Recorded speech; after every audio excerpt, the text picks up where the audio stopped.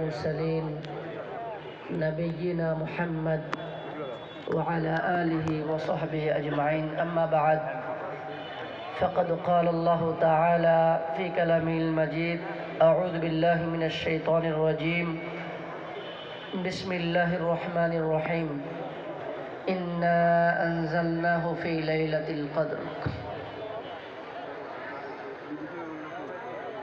আজকের এই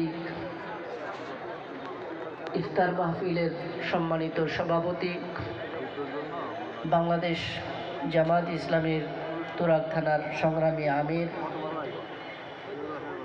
মোহতারাম মাওলানা আবু বকর সিদ্দিক, অন্যান্য মেহমানবৃন্দ, সম্মানিত উপস্থিতি, আসসালামু আলাইকুম ওয়া রাহমাতুল্লাহ। আমরা আশা করছি যে আপনারা সকলে ইফতার পেয়ে গিয়েছেন।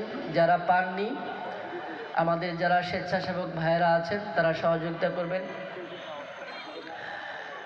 এত সুন্দর একটি আয়োজন, এত সুন্দর একটি মাহফিলে আমরা উপস্থিত হতে পেরে আল্লাহ তাআলার শুকরিয়া আদায় করছি, আলহামদুলিল্লাহ। সকলেই বলি পিছন দিক থেকে সকলে আলহামদুলিল্লাহ। উত্তরাতে আমার জানা মতে এত সুন্দর আয়োজনে কোন ইফতার মাহফিল হয়েছে আমার জানা নেই। আপনারা কি বলেন? আলহামদুলিল্লাহ, কত সুশৃঙ্খলভাবে আমরা এখানে বসতে পেরেছি। এই রমাদান মাস শেষের দিকে, শেষ পর্যায়ে কেন এই রমাদান মাস এসেছে? এই রমাদান মাসে শুধুমাত্র সিয়াম পালন করার জন্যই আসেনি। আমরা যেমনিভাবে সিয়াম পালন করছি, এই সিয়াম পালন যেমনিভাবে আমরা করব, সাথে সাথে আল্লাহ সুবহানাহু ওয়া তাআলা আমাদেরকে যে কোরআন দিয়েছেন সেই কোরআনকে আমরা বুঝবো, কোরআনের সাথে সম্পর্ক তৈরি করব।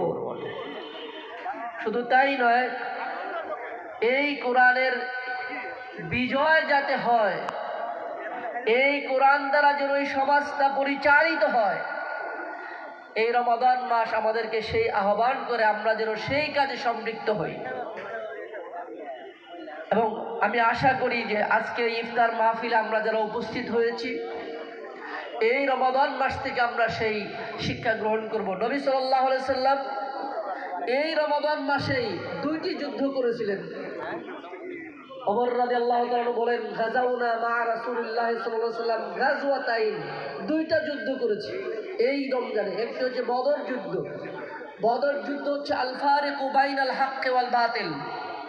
বদর যুদ্ধ সত্য মিথ্যার মধ্যে পার্থক্যকারী যুদ্ধ ছিল, এটি রমাদান মাসে হয়েছে। আরেকটি হচ্ছে ফাতহে মক্কা, যার মাধ্যমে একটি বিজয় হয়েছিল।